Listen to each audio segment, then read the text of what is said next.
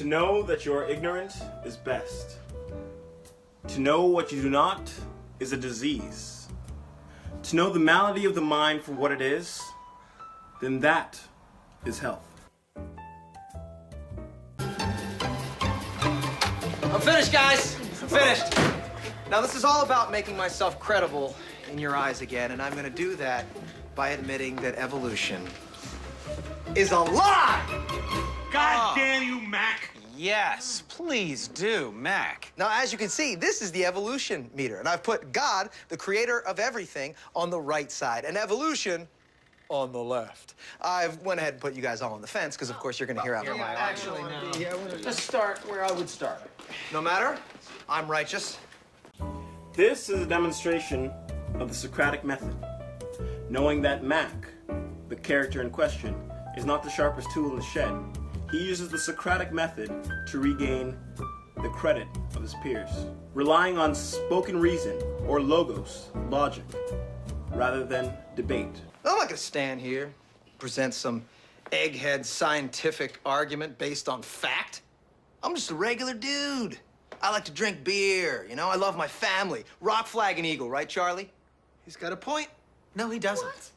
See, Charlie? These liberals are trying to assassinate my character. I can't change their mind. I won't change my mind, because I don't have to, because I'm an American. I won't change my mind on anything, regardless of the facts that are set out before me. I'm dug in, and I'll never change. Mac, look, you're wasting our time. You're not going to get us to not believe in evolution. And why is that? Because the smartest scientists in the entire world all agree that it's real. This is an example of my ethics. By coercing his audience to agree on a series of subsequent questions, he draws out the truth. I'm glad you brought that up. Because, Mr. Reynolds, science is a liar sometimes. Oh, boy. This is Aristotle, thought to be the smartest man on the planet. He believed that the Earth was the center of the universe, and everybody believed him because he was so smart.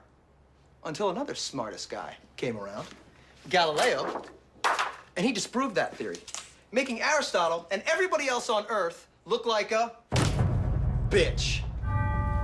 Of course, Galileo then thought comets were an optical illusion, and there's no way that the moon could cause the ocean's tides. Everybody believed that because he was so smart. He was also wrong, making him and everyone else on Earth look like a bitch again. And then, best of all, Sir Isaac Newton gets born and blows everybody's nips off with his big brains. Of course, he also thought he could turn metal into gold and died eating mercury, making him yet another stupid bitch. Are you seeing a pattern? This is where Mac turns up the heat. Here is where he implies that the subsequent questioning are contrary to the original statement. No. Mr. Reynolds, these were all the smartest scientists on the planet. Only problem is, they kept being wrong. Sometimes. Oh, this is insane, you fool! I'm a fool because I have more faith in the saints that wrote the Bible? Yeah, because you just read the words of a bunch of guys that you never met, and you just take it on faith that everything they wrote was true. And what makes you think what your scientists are writing is any more truer than my saints? Because there are volumes of proven data, numbers, figures. There are fossil records. Oh, fossil records. Ah! I didn't even think about the fossil records. I guess I'll concede. Oh, wait, one more thing before I do, Mr. Reynolds. Have you seen these fossil records? Have I? Huh? Have you poured through the data yourself? The numbers, the figures? Well, no. I mean, no.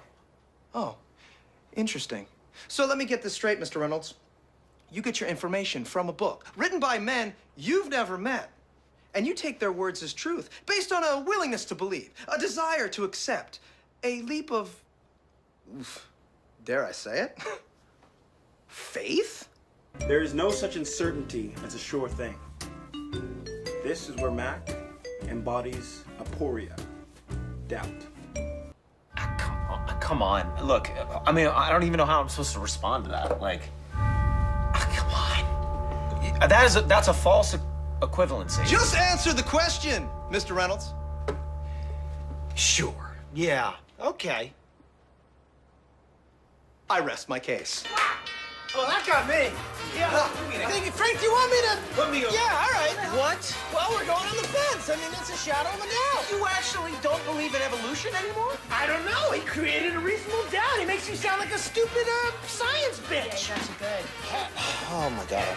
Surely, by adopting this methodology, we are further from the truth than where we started.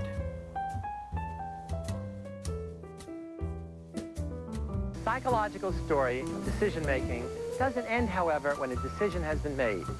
The act of making a decision can trigger a flood of other processes. According to psychologist Leon Festinger, whenever we choose to do something that conflicts with our prior beliefs, feelings, or values, a state of cognitive dissonance is created in us, a tension between what we think and what we do. When this tension makes us uncomfortable enough, we're motivated to reduce it in a number of ways. We may change the way we think about the decision, or try to change how others think about it so that they can support our decision. Or we may change some aspect of our behavior so that our decision seems more in character with us. In other words, we try to reduce the dissonance between how we think we should act and how we actually act by changing one or the other. Although I do not suppose that either of us knows anything really beautiful, I am better off than he is. For he knows nothing and thinks that he knows. I neither know nor think that I know.